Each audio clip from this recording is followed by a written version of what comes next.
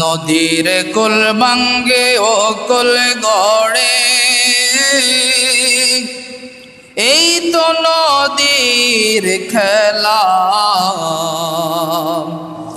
সকাল বেলার বাদশারে তুই, ফকির সন্ধ্যা বেলায়। আল্লাহুম্মা সাল্লি আলা মাওলানা মুহাম্মদ ওয়া আলা আলি সাইয়্যিদিনা।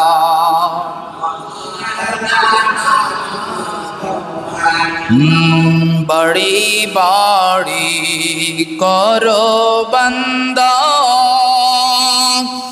এই বাড়ি তো তোমার নয়। আসল বাড়ি কবরে হবে, মাটি হবে বিছানায়। আল্লাহুম্মা সাল্লি আলা মাওলানা মুহাম্মদ ওয়া আলা আলি সাইয়্যিদিনা।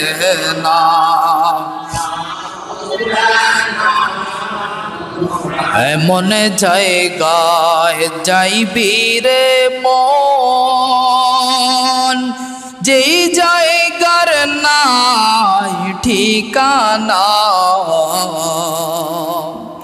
এমন ঘরে শুইবি রে মন, যেই ঘরের নাই বিছানা। আল্লাহুম্মা সাইয়্যিদিনা মাওলানা ওয়া আলা আলি সাইয়্যিদিনা। আল্লাহু আল্লাহ আল্লাহু আল্লাহ আল্লাহু আল্লাহ আল্লাহু আল্লাহ আল্লাহু আল্লাহ আল্লাহু আল্লাহ আল্লাহু আল্লাহ আল্লাহু আল্লাহ আল্লাহু আল্লাহ আল্লাহু আল্লাহ আল্লাহু আল্লাহ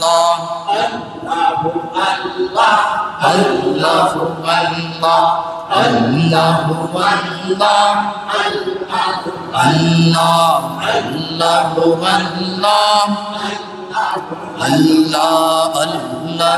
আল্লাহ আল্লাহু আল্লাহ আল্লাহু আল্লাহ আল্লাহ আল্লাহু আল্লাহ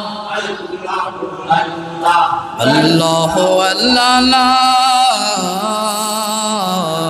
ইলাহা ইল্লাল্লাহু মুহাম্মাদুর রাসূলুল্লাহ সাল্লাল্লাহু আলাইহি ওয়াসাল্লাম। উপস্থিত সম্মানিত মুসল্লিয়ানে কিরাম, উপস্থিত মুরব্বিনে ইজাম, সামিনে কিরাম, সম্মানিত আমার প্রাণপ্রিয় মুসল্লিয়ানে কিরাম, মাসুম বাচ্চারা, পর্দার আড়ালের মা ও বোনেরা, আপনাদের সকলের প্রতি আমার আন্তরিক সালাম। আসসালামু আলাইকুম ওয়া রাহমাতুল্লাহি ওয়া বারাকাতুহু। ওয়া আলাইকুম সালাম ওয়া রাহমাতুল্লাহি ওয়া বারাকাতুহু। সর্বপ্রথম শুকরিয়া আদায় করি মনিব মাওলা আল্লাহ সুবহানাহু ওয়া তাআলা, এই মহা সংকটের সময়, মহা বিপদের সময়েও আল্লাহ তাআলা আমাদেরকে দুনিয়ার হায়াতে এখনো জীবিত রেখেছেন, এখনো সুস্থ রেখেছেন। সেই জন্য আমাদের মহান মনিব মাওলার দরবারে শুকরিয়া আদায় করি পড়ে আলহামদুলিল্লাহ। আল্লাহর কোটি কোটি শুকরিয়া আদায় করলেও আল্লাহর শুকরিয়া আদায় করে শেষ করতে পারবো না। কেননা আমরা সকলেই জানি ফেনী, নোয়াখালী এবং কুমিল্লা বন্যায় মানুষকে ভাসিয়ে নিয়ে গেছে, মানুষ মারা গেছে, অসংখ্য মানুষ মারা গেছে, অসংখ্য মানুষ নিখোঁজ। যেভাবে বৃষ্টি হওয়া শুরু হয়েছে, যেভাবে পানি বাড়া শুরু হয়েছে, আমরা তো মনে করছি আমরাও ডুবে যাব, ঠিক কি না?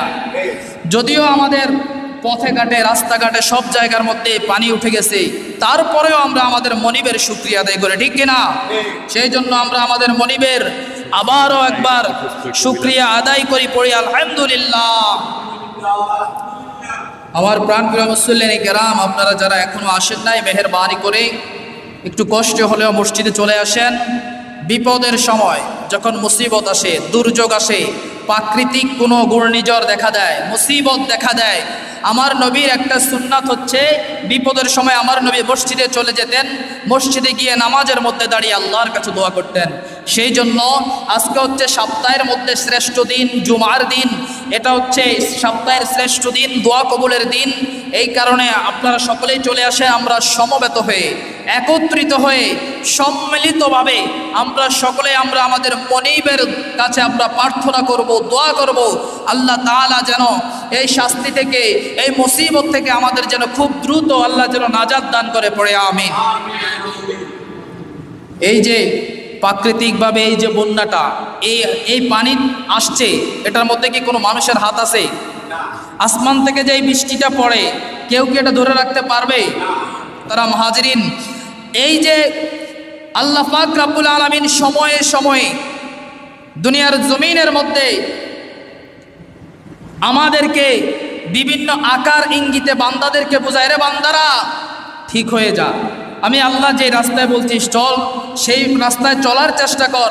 আমার হাবিব তো তোদেরকে একটা পথ দেখিয়ে গেছে, ওই পথে চল। আমরা গুনাহ করতে করতে দুনিয়ার মধ্যে ডুবে থাকতে থাকতে যখন আল্লাহ রসুলকে, দিনকে, ধর্মকে ভুলে যাই, আমার আল্লাহ তাআলা তখন করুণার মতো মহামারী দুনিয়াতে পাঠায়। আমরা যখন দিন থেকে, ধর্ম থেকে, কোরআন সুন্নাহ থেকে, আমাদের ইসলাম থেকে যখন আমরা দূরে সরে যাই, তখন আমার আল্লাহ তাআলা বান্দাদেরকে একটু ইঙ্গিত দেওয়ার জন্য, একটু সোজা করার জন্য আল্লাহ তাআলা তখন রোদ দেয়, বেশ গরম, বেশি বেশি করে সূর্যের তাপটা বাড়িয়ে দেয়। এই যে কয়দিন আগে হিট স্ট্রোকে রোদের তাপে আমরা বাঁচি নাই, অসংখ্য অগণিত মানুষ মারা গেছে কিনা? আমরা যখন মানুষেরা আল্লাহর ইবাদত থেকে, আল্লাহর পথ থেকে, আমার নবীর দিন থেকে যখন আমরা সরে যাই, আল্লাহ তাআলা এরকম বন্যা দিয়ে বান্দাদেরকে বুঝায়, এ বান্দারা, এ আমার বান্দারা, এখনো সময় আছে, সোজা হয়ে যা। কি হয়ে যা?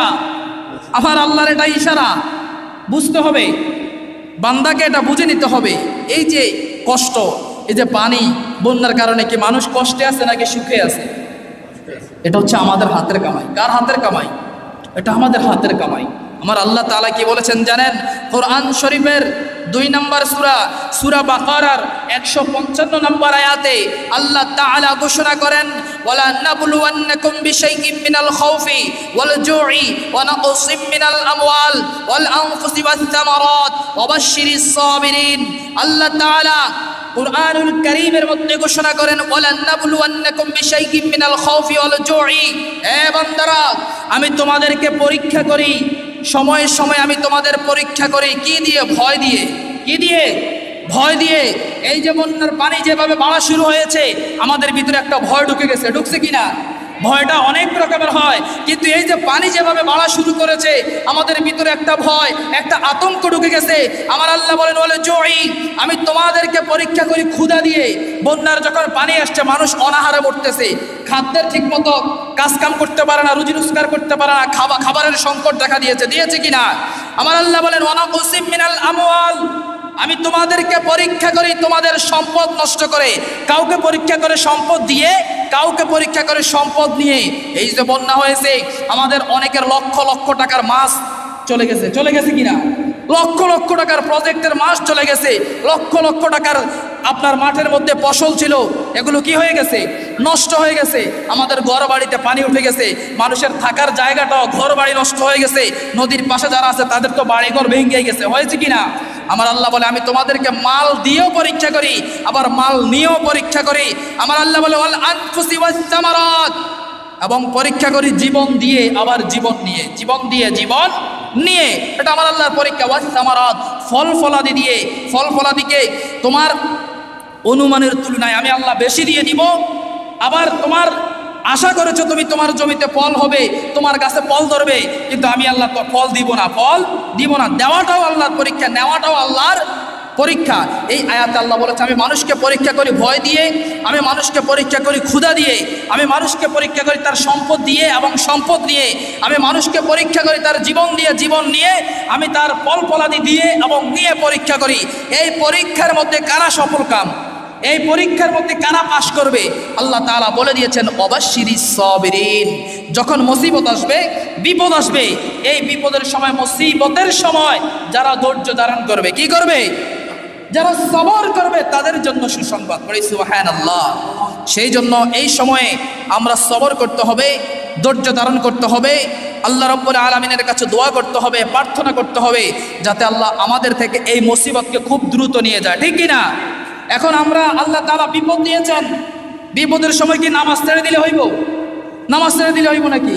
আপনার পানি হয়েছে বলে নামাজ ছেড়ে দিলেন, মসজিদ নাই, গড়ও নামাজ নাই, কিভাবে খাইবেন আর বাঁচবেন এটা চিন্তা করলে হবে না, দিনকে ভুলে গেলে হবে না, ধর্মকে ভুলে গেলে হবে না, আল্লাহ তাআলার পথ থেকে লড়া যাবে।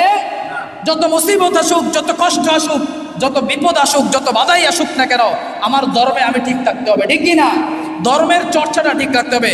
মুহতারাম হাজরিন, আমি বলেছিলাম এই যে বন্যা আসছে, এই কষ্টটা, এটা হচ্ছে আমাদের হাতের কামাই। আমাদের কি হাতের কামাই। কুরআন শরীফের মধ্যে 14 নম্বর সূরা, সূরা ইব্রাহিমের 7 নম্বর আয়াতে আমার আল্লাহ বলেন ওয়ালা ইন কাফারতুম ইন্না আযাবি লাশাদীদ। আল্লাহ তাআলা বলে আমি যখন তোমাকে নিয়ামত দিব, আমি যখন তোমাকে ভালো রাখবো, আমি যখন তোমাকে আমার নিয়ামত দিয়ে ভরে দিব, এরপরে যদি তুমি নিয়ামতের শুকরিয়া আদায় না করো, তোমাকে যা দিয়েছি সেগুলো পেয়ে যদি তুমি আমার প্রতি কৃতজ্ঞ না থাকো, যদি অকৃতজ্ঞ হয়ে যাও, আমার ধর্মের বাইরে যদি চলো, আমার হাবিবের, আমার নবীর কথা যদি না চলো, অর্থাৎ আমার অকৃতজ্ঞ যদি হও, আল্লাহ বলে ইন্না আযাবি লাশাদীদ, তাহলে আমি তোমাকে শক্তভাবে ধরবো, তোমাকে আমি কঠিন আযাবের, কঠিন শাস্তির ব্যবস্থা করব। বলে নাউযুবিল্লাহ। আমরা এখন অকৃতজ্ঞ হয়ে গেছি, দিনকে ভুলে গেছি, ধর্মকে ভুলে গেছি। আল্লাহ তাআলাকে স্মরণ করতে হবে, এক আল্লাহ যে আছে, মৃত্যুর পরে যে পরকাল আছে, কবর আছে, এগুলোকে আমরা ভুলে গেছি। এগুলোকে কি গেছি? আমার আল্লাহ বলেছে যদি তোমরা আমাকে ভুলে যাও, আমার পথ থেকে সরে যাও, আমার পথে অকৃতজ্ঞ হয়ে যাও, তাহলে আযাব দিব। কি দিব? এই যে আমাদের প্রতি এটা আযাব। মানুষ কল্পনা করে নাই 2 রাতের বৃষ্টিতে বন্যা হয়ে গেছে। কয় রাত্রের? মাত্র 2 রাত। আপনারা চিন্তা করেছেন? এর আগের জুমা আমি এই রাস্তা দিয়ে হেঁটে গেছি, জুমা পড়াই, এই রাস্তা দিয়ে হেঁটে আসছি, হেঁটে গেছি, আর আজকে আমাকে ভিজে ভিজে আসতে হয়েছে। মানে মানুষ চিন্তা করতে পারবে না আমার আল্লাহ তাআলা ক্ষণিকের ভিতরে পৃথিবীর অবস্থাকে পরিবর্তন করে দিতে পারে, পারে কিনা? আমার আল্লাহ। এখন মনে করতে পারেন পানি এতটুকু আছে, আচ্ছা আল্লাহ কি চাইলে আবার 2 দিন বৃষ্টি দিয়ে আরো বেশি পানি করে দিতে পারে না? আমাদের ভিতরে ভয় নাই, কি নাই? ভয় আসে না। ভয় কেন আসে না জানেন? কলেজাটা আছে না, আমাদের কলেজাটা শক্ত হয়ে গেছে, লোহার মতো, পাথরের মতো শক্ত হয়ে গেছে।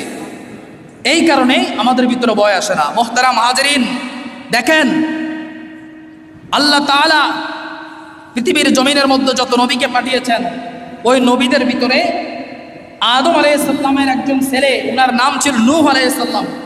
মনোযোগ সহকারে শুনেন, কথা বলবেন না। ওনার নাম ছিল নূহ আলাইহিস সালাম। নূহ নবীর সময় একবার বন্যা হয়েছিল, মনে আছে? এটা শুনেছেন? এই পৃথিবীর জমিনে নূহ আলাইহিস সালামের সময়ে, উনার জামানায় একবার বন্যা হয়েছিল। কেন বন্যাটা হয়েছিল? ওই কারণে এখন আমাদের মাঝে এই আযাবটা আসছে। নূহ আলাইহিস সালাম 950 বছর হায়াত পাইছে। কয় বছর? 950 বছর হায়াত পাইছে। এই 950 বছরের ভিতরে মানুষকে বলছে, মানুষেরা এক আল্লাহ আছে, এক আল্লাহর ইবাদত করো, আল্লাহর কথা মতো চলো, আল্লাহর অবাধ্য হইও না, আল্লাহ ছাড়া কোনো উপায় নাই, পরকালে তোমাদেরকে জবাবদিহি করতে হবে।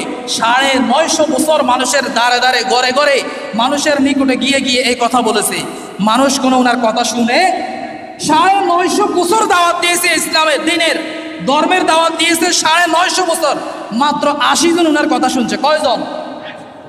ওনার সময়ে বর্তমান ইরাক এবং সিরিয়া ওই জায়গার মধ্যে উনি ছিল। 950 বছর দাওয়াত দেওয়ার পরে মাত্র 80 জন মানুষ কথা শুনেছে, উনার কথা শুনেছে।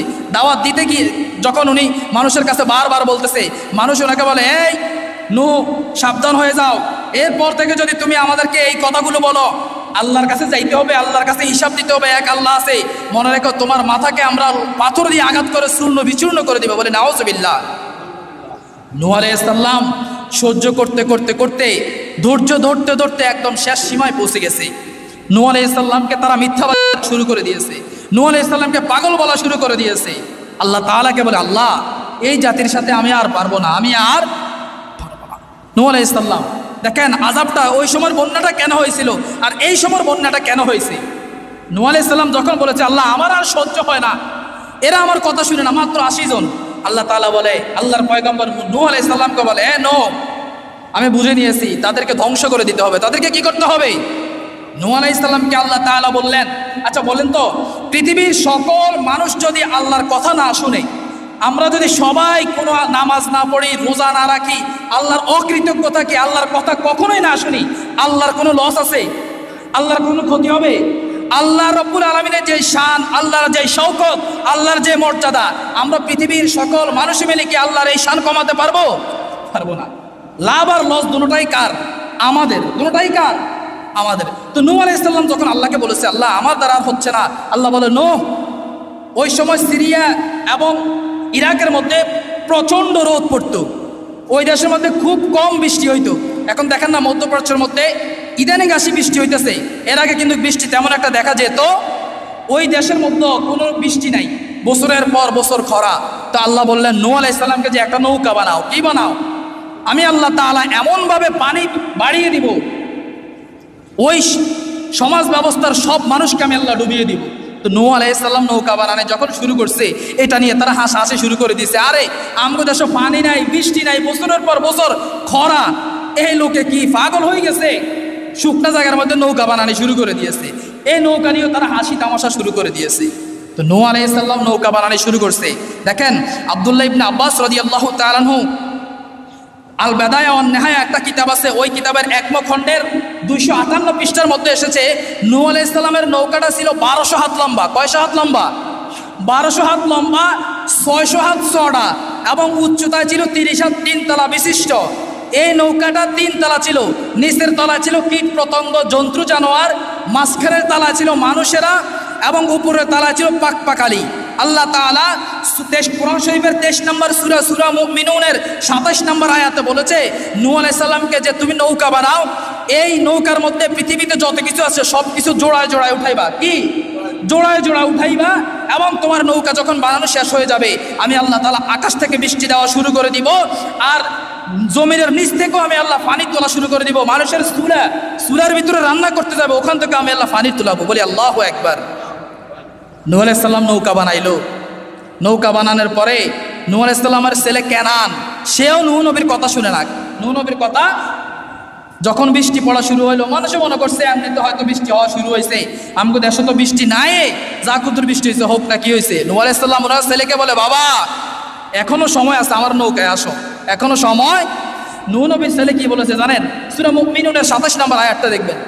নূহ নবীর ছেলে বলে, আব্বা এটা তো বৃষ্টির সামান্য পানি, আমার কি হবে? বাবা তোমার এটা তোমার ধারণার বাহিরে পানি হবে, তুমি কল্পনাও করতে পারবে না।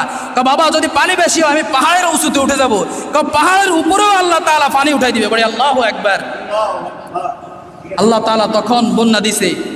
এই নৌকার মধ্যে মাত্র 80 জন ছিল। কয়জন? এই 80 জন ছাড়া আল্লাহ তাআলা সবাইকে ধ্বংস করে দিয়েছে। তো আমি বলেছিলাম আল্লাহ কেন ওই সময় বন্যাটা দিয়েছিল? নূহ নবী 950 বছর দাওয়াত দিয়েছে যে আল্লাহর কথা শোনো, আল্লাহকে বিশ্বাস করো, ইবাদত করো, পরকালে চিন্তা করো। তারা মারামারি, কাটাকাটি, রাহাজানি, কে শুনে কার কথা, তাদের মন মতো চলতেছে। আল্লাহ তাআলা আসমান থেকে আযাব দিছে। কি দিয়েছে? দুনিয়ার মধ্যে আপনি বর্তমান প্রেক্ষাপট চিন্তা করে দেখেন, মদ, গাঁজা, জেনা, ব্যভিচার, পরের হক নষ্ট করা, বেনামাজি, সুদখোর, এগুলো সমাজের মধ্যে নাই? পুরা দেশ ভরে গেছে। আমার আল্লাহ তাআলা একটু সময় নিয়ে করুণা দিছে, আবার একটু গ্যাপ দিছে, রোদের তাপ বাড়াই দিছে, আবার একটু গ্যাপ দিছে, বন্যা দিছে। আল্লাহর কাছে কি আলাদা আলাদা মায়ের নাই? আল্লাহর কাছে নতুন নতুন স্পেশাল শাস্তি আছে, একটার পর একটা দিব। বান্দা তুই সোজা হইতি না, তোর লগেরটা হইব, আমি একটার পর একটা দিব, একটার পর একটা দিব। আমার আল্লাহ তাআলার এটা পরীক্ষা। এটা কি মুহতারাম হাজরিন?